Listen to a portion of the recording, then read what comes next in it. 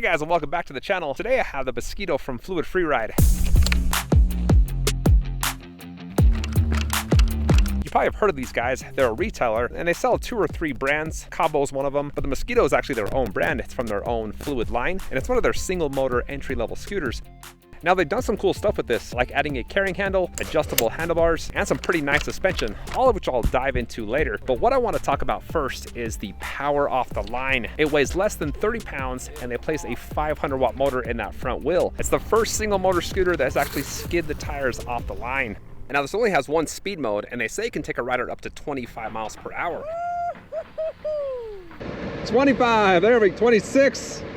Yeah, that was 26 miles an hour with kind of one hand. I was resting this on the left side, so pretty stable for going that fast. One thing that's pretty cool that I don't see in a lot of scooters is the dual throttles here. So this one is the gas, the regen brake lever. They actually have 3 different braking mechanisms. So you have electric, then you have your drum, and then you also have a foot brake. I want to do a comparison between the 3. Right where I'm standing is where I engage the brakes. This is electric first, slowly coming to a stop.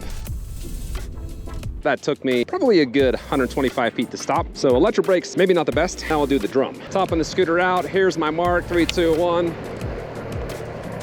Okay, that's much better. That one took me about half as long as with the electric.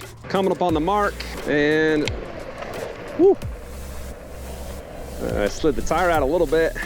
Hit it really hard at the very beginning and it kind of fishtailed a little bit. So you want to be careful with how much pressure you put on that. That was a little scary. And this is all 3 together. And that's much faster stop. This is a pretty new trail, very smooth. And these tires seem to just glide across it. With the foot brake, I slid the tire 30, 40 feet. And when I did that, it created a flat spot. And so now there's this clinking, clunking noise. So there's a sweet spot with braking. You gotta engage them enough to where you can stop, but not so much to where you're sliding the tires. One thing that I like that these guys did is they did a range test and they put it on their website. And the range test they did was with a 165-pound rider averaging 15 miles per hour. And at that speed, with that weight, the rider got 22 miles. Now I'm 190 pounds and my average speed was around 23 miles per hour. I did not get 22 miles. I got just less than 9 and I had over 620 feet of elevation gain. A little less than half of what their range test rider got. It's a pretty small scooter, so you can't really expect a huge range with this. I was pretty happy with what I got for my size and for the size of the scooter.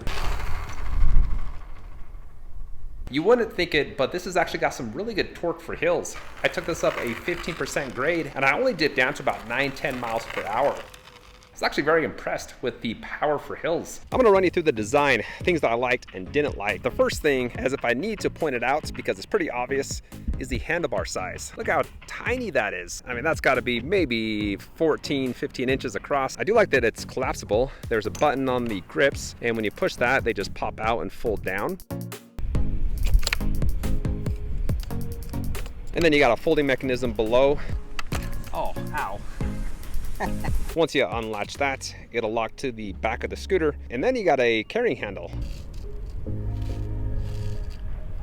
The LCD screen is quite small and it is sunny out, a little tricky to see in full sunlight. Then in the front you have 4 buttons. There's an electric horn.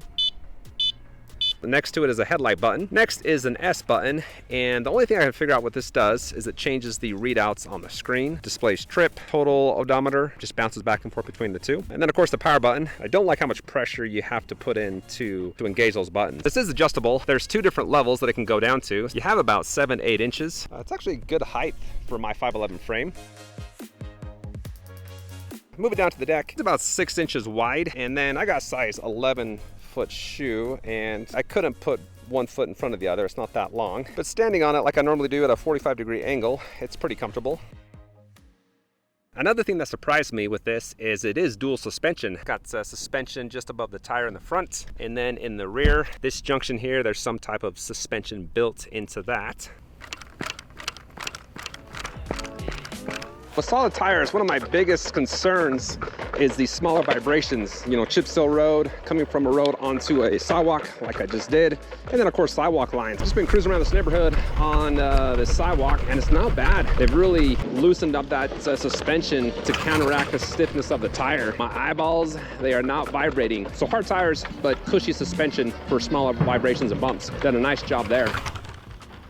The three top things that impressed me the most about the Mosquito is the power off the line. I've talked a lot about that. Any single motor scooter that weighs less than 30 pounds that can skid the tire with a 190 pound rider, that's just pretty impressive. The second thing is the speed. Got me up to 26 miles per hour. It's almost a little too fast for the scooter. And the third thing is the full suspension.